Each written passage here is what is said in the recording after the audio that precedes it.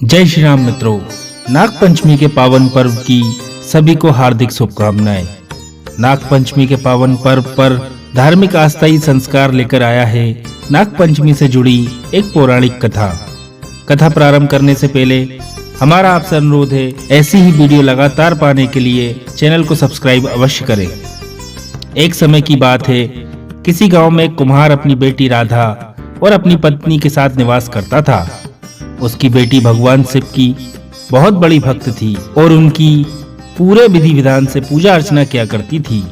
एक दिन उस कुमार ने अपनी बेटी से बर्तन बनाने के लिए मिट्टी लाने को कहा।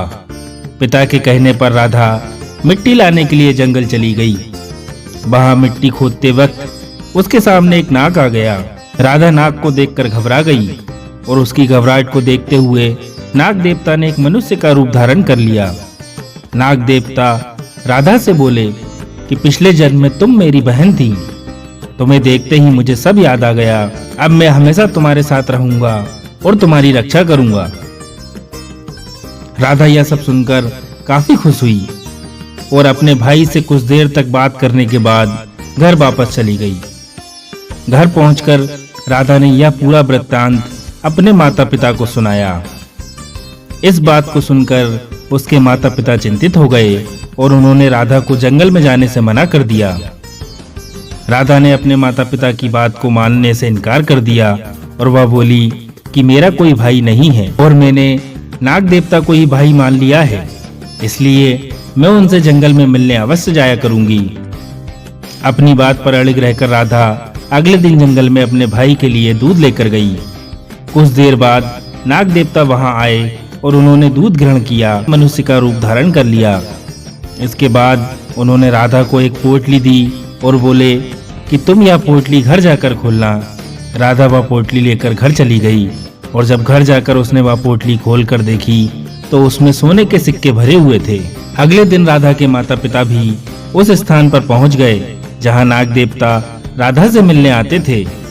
वहां उन्होंने राधा के पिछले जन्म के भाई से बात की और फिर वह लोग नाग देवता से मिलने आने लगे।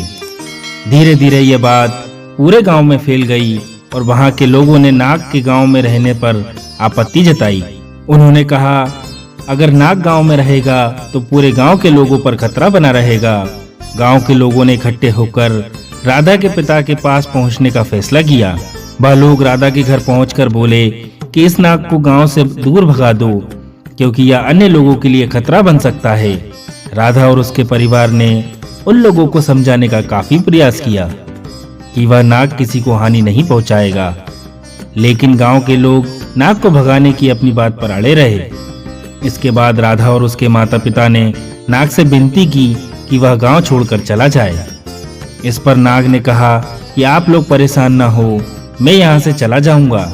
यह सुनकर राधा बोली कि भैया, अब हम दोनों कैसे मिल पाएंगे? नाग देवता ने इस प्रश्न के उत्तर में कहा कि मेरे यहाँ रहने से तो नहीं, लेकिन मेरे यहाँ से जाने पर गांव में जरूर विपदाएं आएंगी।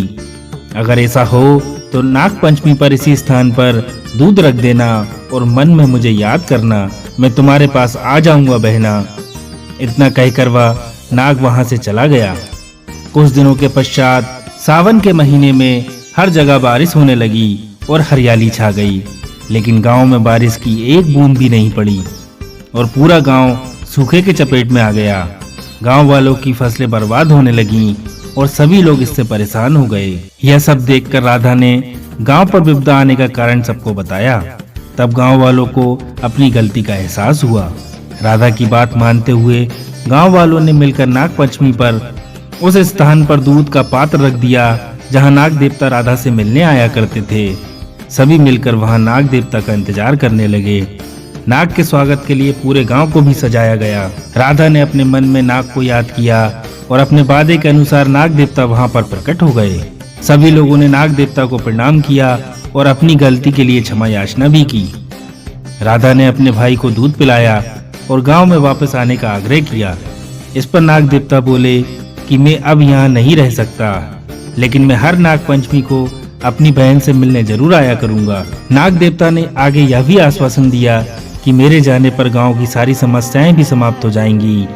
यह बोलकर नाग देवता वहां से वापस चले गए। उनके कहे अनुसार गांव में बारिश हुई और सूखा खत्म हो गया। गांव में सुख समृद्धि लौट आई और लोग आराम से अपने जीवन को व्यतीत करने लगे।